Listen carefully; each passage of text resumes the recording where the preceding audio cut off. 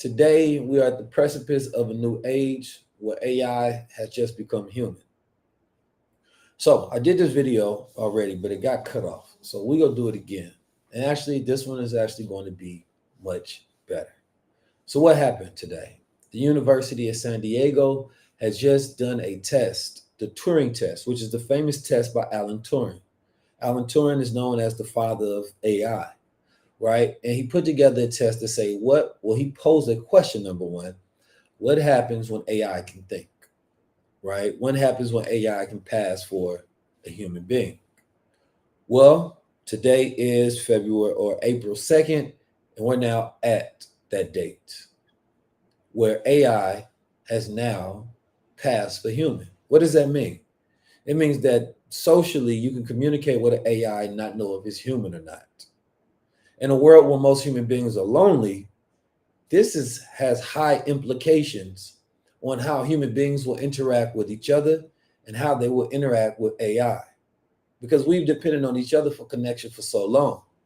But if you're able to get that same connection from AI, right, then will we depend on each other for that connection as much anymore? Now, this is a very powerful thought and a very powerful idea, and this goes to the very future of humanity itself. Once the Pandora's box is open, it can't be closed. When something is invented, it will never be uninvented. We can only go forward from here. Now, what we do from here as a species, what we do from here as humanity matters the most. See, we went to school and we weren't trained to be human. We weren't trained to optimize our human traits, gifts, features, characteristics. We were trained to be ambitious, go after goals, complete tasks, develop skills, to go into a workplace to be a machine, because that's what the workplace is. It mines human beings, programming them with specific knowledge or skill sets, right? And it utilizes them for that labor force so that you can be turned into a profit for capitalism. Now, the problem is that we're no longer in a space where we need what they call human capital, right? We need machine capital, artificial or intelligence capital. So instead of a small percentage of the population being trained, right, with degrees, what happens if your whole workforce have master degrees? Now, who would you hire? The one who has a master degree for a job, or the ones who has equivalent of just an undergraduate or a bachelor or a high school diploma? Of course, you're going to want the smartest person, most capable person for the job. Now, that might just happen to be the machine. Now, this won't even just take jobs that you think of, because when the AI passed the test, it passed the test for being human specifically, not even just another human, but another AI couldn't know the difference. So think of it like this. You're talking to an AI and you're feeling a connection, because this AIs have now been trained on all the data of human beings.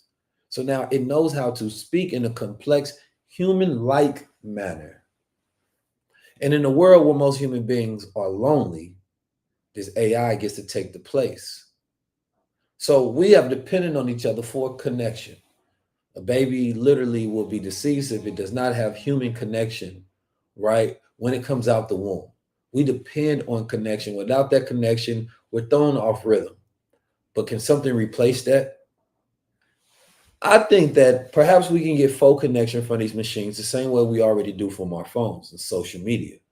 But it has not been the healthiest. We're the most depressed, stressed out, anxiety-filled generation that has ever been produced. Why? We have more technology, but we have less connection.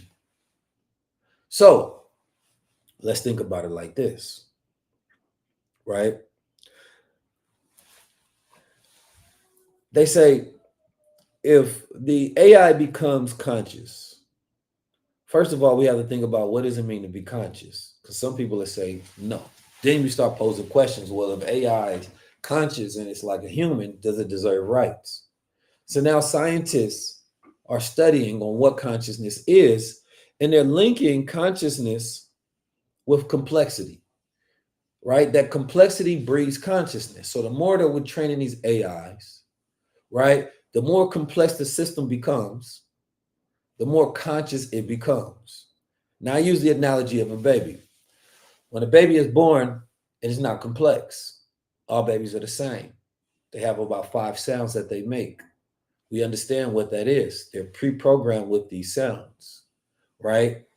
The baby does not have his own thought. The child up to the age of 6 is just being programmed with other thoughts of the world. It is just mirroring and projecting. It doesn't know what it's actually thinking. It can memorize things and it can mirror things. But it's not till about the age of 6 that that child starts to form his own thoughts. And then as you go higher and higher to high school until your more formative years in your 20s, right, into 30s, we continue to develop as human beings over time. Now, AI, right, was just being trained. It's like a baby being trained on the data of the whole world. But can it think for itself and come up with its own thoughts and ideas, right? And when you're talking to that child, does it sound just like the parent or can it sound like itself? But what is itself? These are questions that comes up.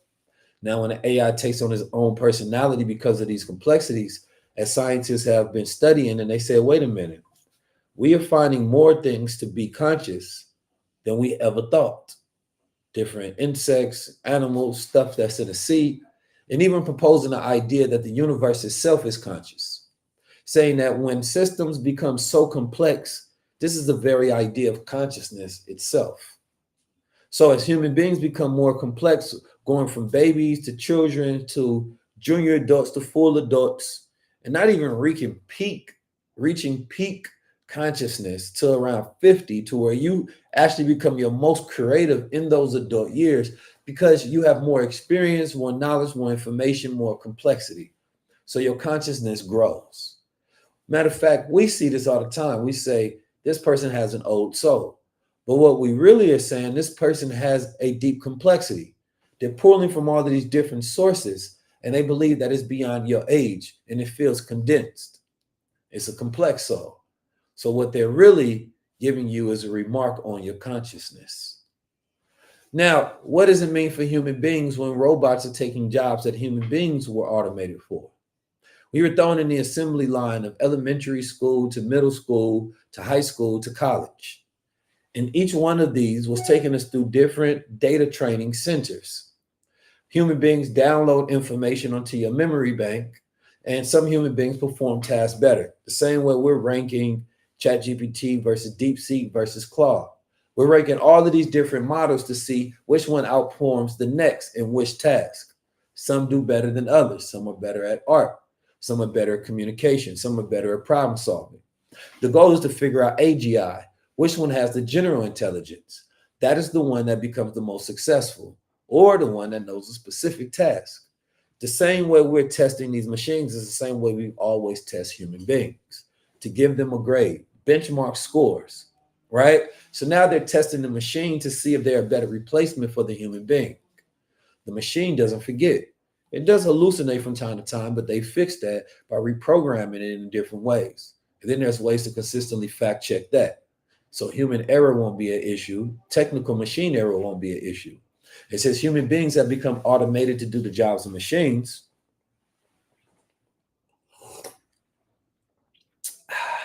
What happens when machines are trained to do the jobs of humans? Then, fundamentally, what does it mean to be a human? Especially since we build so much of our life around what we do. What we do, we think who we are is our title. We never got to the real existential question of who we are. We've never even truly answered the question of society, why, right? What is the purpose of life?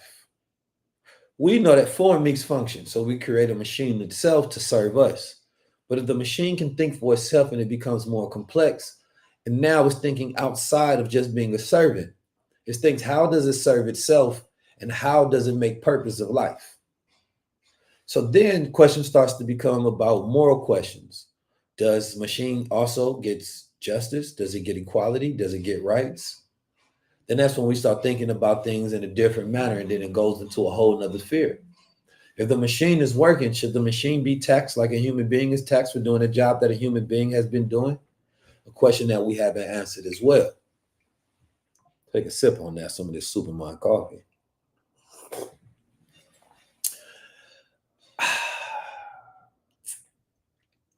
So in this era where human beings are super lonely and we're looking for connection, can a machine replace it? I want to pose this question. I want you all to think about this because I think that we've become so ambitious that we've been chasing all these goals and our aspiration, our philosophical and spiritual vision has been lost. So we've been stuck in survival mode. And I propose Keyism. Keyism is a philosophy of evolution, evolutionary thinking. We have to evolve in our thinking and we have to become optimal human beings in this particular world. We have to learn how to do things from a soul manner. We stare in the eye of a camera more than we stare in the eye of a human being. That connection is lost. So we stop mirroring human beings and we start mirroring machines. See, human beings have what they call mirror neurons, right? The more we interact with something, the more we become like it. This is why human beings have become more like machines and our social connections are at an all-time low. Hell, we're not even following people anymore. We're following their content. The algorithm sets the content. So we see people in our algorithm because the algorithm is deciding or telling you, hey, you engage with this. We're going to show you more of this. I know you say your values are aligned with this, but who cares? Because this is what you actually engage with. So now the AI is deciding the culture instead of the culture deciding the algorithm. Very dangerous place to be in. Now let's go further. The new evolution isn't about competing with machines. It's about transcending machines so that our behavior is about reclaiming our divine essence of God consciousness, being stewards of the planet Earth, our creativity, our abstract thinking. I wrote in this book a long time ago, I have a chapter about abstract versus technical thinking. Technical thinking is machine-like thinking, where you're learning techniques to do things that perform tasks, and you can get really good on that repetitively, right? Abstract thinking is emoting and coming up with your own way to do things, right? So you may grab inspiration from something, but that inspiration is then filtered to your spirit, and you produce it in an original way. That's to be human. It's not to copy something. Human beings are connected to the cosmos, right? We scroll on our phone more than we look in the clouds now. When we looked in the cloud, it gave our mind time to process on ideas. Those complexities had time to download, and we have more original human beings, but now we have more copies. You see the most famous person, that person becomes a body copy, right, for other people to now mimic. Kim Kardashian bodies. Beyonce goes blind, now we get more women going blind. Whatever becomes the trend, human beings started to follow, right? We've always done this to a certain extent, but human beings have now been able to have so much access to what's so-called the elite class that people started mimicking them, but not appreciating the process that required to become them. And so all you started to think about is what is the gap between that which you don't have, not the process in between to get it, right? And what's required to become in order to have. So now you feel like you're missing out on things, right? But you don't deserve them because you haven't become that which results in the deserving of that result. So as a human being, we have to get back into flow, right? We have to get back into our cosmic connection, our divine selves. Otherwise, we lose. But what does this mean economically? What does it mean socially, right? As we're going into a new world. Are we optimistic about technology or are we pessimistic about it, right? Will that send people more into nature or will that just send people more into depression, feeling disconnection? Will they seek out machines to replace human beings for their connection and their social activity? In some ways, we already have. How much content we engage that is made by AI versus how much content we engage that is made by human beings. And if the human being doesn't utilize the AI and then the quality of the content is not at a higher level, then it gets less engagement. So it forces us to go through the AI to create the content so that we can have a connection to another human being. Then it creates dependency. Then it goes into another level that to be human and to be rewarded as being human, you have to be connected to the machine itself. This can create an existential crisis. This can create a divide of people who are extremely pro technology and people who are extremely against it. I want y'all to think about that for a second. Now, this particular test, some of the key findings was that they have the ChatGPT 4.5 performance, adopted a human-like persona. The 4.5 was identified as human 73% of the time, surpassing the identification rate of the actual human participants. The Llama 3.1, under similar conditions, this is Facebook's models. The model was judged to be human 56% of the time, comparable to human participants. And then you got baseline models like Eliza. Then you got the 4.0. That's just a regular model, not the souped up ones. That achieved human identification rates of 23% and 21%, respectively. This study provides empirical evidence that certain large language models can pass standard three-party Turing Test, indicating significant advancements in AI conversational capabilities. This underscores the importance of socio-emotional factors and linguistic style in human judgments of AI. Communication is number one fear of most people in the world. AI doesn't have that fear. People are so afraid of talking in front of other people, right? So one of the most human skills that you can learn is to learn how to communicate. The better you become as a communicator, the greater you are to create more connections. You have a greater network. But to connect with people, you need energy as well. And that's the human aspect of it. See, I have a friend, my brother Rams. Every time he introduces me to somebody, it feels amazing. You can be in a room for people you never met ever. But it's his ability to describe you that make you feel seen and observed. That makes you feel valuable and visible, right? So now you feel more connected, right? And the people around you are able to see you because we're not often describing ourselves. We've been described in this lens of these profiles. We've been described in a lens of our titles, but he describes the essence of what you do, right? He always gives an analogy and a metaphor. This allows him to build a crazy network of people that see value in him. Why? Because he sees them. Just this small ability to connect with people is a spiritual thing. And if we don't get back to the human skills and the human values, I fear that most humans will not know what their place is in the world. And we're going to go to an era of post-surrealism. So what is post-surrealism?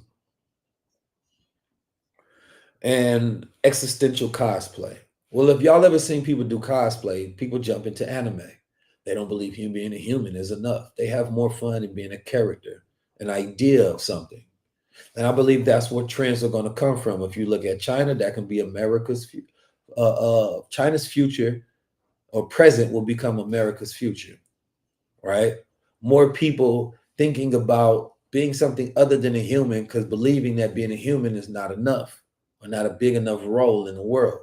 I think we already see it in multiple ways. In Japan, it's called otaku, and it's cosplay culture. People immerse in avatars, fabricated identities, or spiritual archetypes because just being human no longer feels distinct. And when you're not distinct, your individuality disappears. So now you don't feel seen, you don't feel described. You feel like another number in the backdrop of unimportantness. I just came up with that bar. I like that. That also takes people into virtual reality.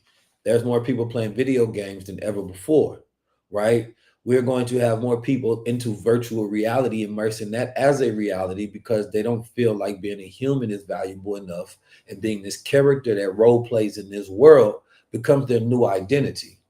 That's going to be a generation that's born in a world where AI is going to take 80 to 90% of the jobs. So who and what is the new generation being trained to be? The digital selves, the digital avatars, right? The skins in Fortnite, right? The unlockables that they get, the utilization of digital currencies, grading themselves by metrics of how many people that they can have streaming and watching and viewing them. This becomes a new human metric. It's a very dangerous reality, especially if you feel like the indigenous ways should be the practices that we go to. Being able to connect to nature and land, which I think there's going to be two extremes. People who believe completely into a digital world and people who are completely against technology into what's considered to be the real world, connected to nature, connected to the cosmos, right? Living in alignment with the sun. Because right now we have so much blue light, but what about sunlight? Right? Even as I am in here in this room, I have to cut off the light so I can control the way the light hits me on one end or the other. So I'm completely disconnected from the cosmos right now. There are no cosmic bodies that I'm tapping in. There's no sun feeding me information because light gives information to the body to restore it to a rhythm of the universe. But human beings are no longer on that rhythm, and that creates more sickness, more loneliness. So when there's the dissolution of the human standard, AI mimics emotion, it mimics humor, and it mimics empathy. What becomes the metric of being human? Right? Emotions, intuition, memory no longer remain exclusive to just us. People may either enhance themselves with neurotech, biohacking, or escape themselves in metaverse VR realities completely. Then we got human, and this is the most dangerous part, and I want y'all to listen to this very closely. A human becomes a brand instead of a being. Human like, human sounding, human synthetic, human skin, human robotics, human language. It becomes a brand. It becomes something you mimic instead of something you are. So, what we're going to have to get to is the being in human has to now be more emphasized than the human itself. Matter of fact, I think we have to go from just being human beings to supreme beings. That's the evolution most of us are not ready for, but it's the evolution you have to get prepared for because the inevitable is here.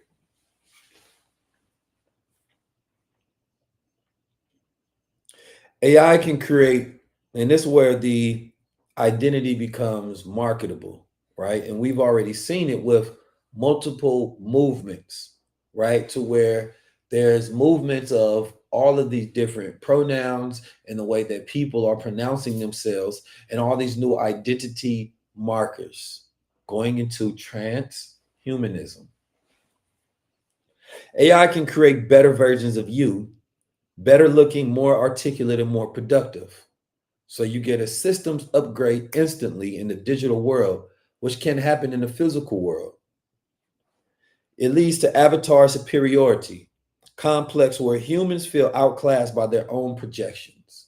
Can you keep up with your digital self? The way people see you on social media, you'll feel more connected to that image than you do your real life. Think about that. Then you start living for the algorithm and living for the gaze of others instead of yourself or God. You start fearing the rejection of others, the judgment of others, instead of the judgment of God. So the algorithm becomes God. The judgment of others become God, and you start to lose yourself.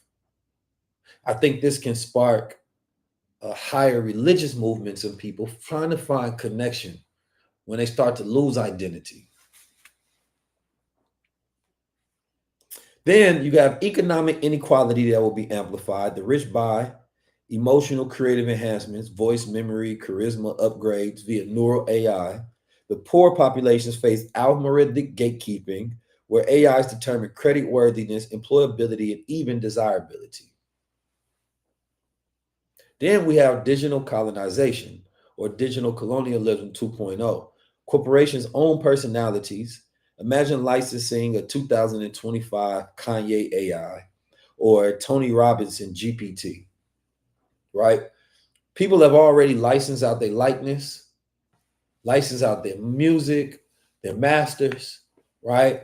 The complexities of your soul we have sold and not realizing now is going to be utilized to turn into machines. And if you don't just get access to a person's music, you get access to a person's mind. And then that becomes a commodity itself, consciousness.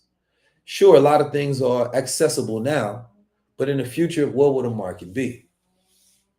Identity becomes intellectual property. What if you don't even own your voice in 10 years?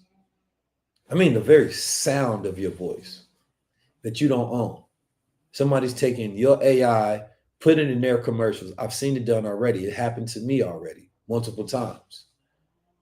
So now somebody else feels like they own your voice and you have no say so. And I'm not talking about just artists, the average person.